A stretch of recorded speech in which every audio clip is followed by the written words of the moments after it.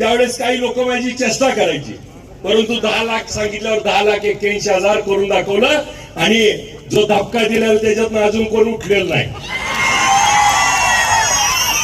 एका गावात त्यांचं एवढं काय नीट झालं की आपल्या मागे लागली होती, परंतु आपण पण त्या ठिकाणी काही गोष्टी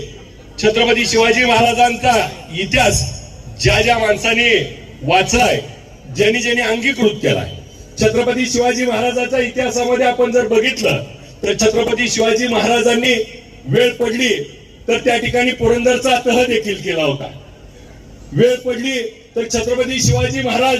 दरबारामध्ये दरबार उधळून देखील त्या ठिकाणी गेले होते आणि वेळ पडली तर त्या ठिकाणी आग्र्यावरनं पळून देखील त्या ठिकाणी आले होते आणि वेळ पडली तर त्या ठिकाणी समोरच्याचा कोटाळा देखील काढला होता. त्यामुळे वेळ पडेल त्या ठिकाणी तो निर्णय घेता आला पाहिजे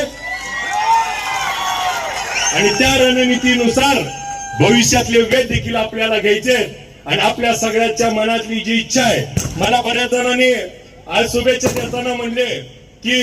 पुढच्या वर्षी वाढदिवसाला तुम्हाला आमदार म्हणून मी म्हणलं 4 महिन्यात होतो, वर्ष कशाला.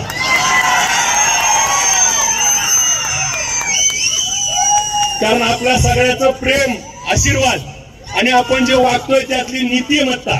आपण कुणाच्या वाळल्या पाचळ्यावरती पाय द्यायची भूमिका नाही, कुणाचं नुकसान होणार नाही याची जबाबदारी आपण घेतोय आणि जे काय करायचंय ते माझ्या सामान्यातल्या सामान्य शेतकरी असेल, माझ्या तालुक्यातल्या सामान्य तरुणांसाठी, महिला माता भगिनींसाठी रोजगार निर्मिती करण्याचा आजकी आणि भविष्य काळाचा वेध घेण्यासाठी आम्ही सगळेजण करतोय आणि याला आपल्या सर्वांची आज ज्या ताकदीनं आपण सगळेजण एवढ्या मोठ्या आला, त्या ठिकाणाहून पूर्ण रस्ता त्या ठिकाणी बंद होता आणि आपण एवढ्या मोठ्या संख्येनं आला. आजचा फोटो त्या ठिकाणी आमचे पत्रकार बंधू उद्या ज्यावेळेस दाखवतील त्यावेळेस समोरच्याच्या लक्षात येईल की ही संपलं नाही, 2 पावलं मागे घेऊन पुन्हा आता मोठी झेप घ्यायला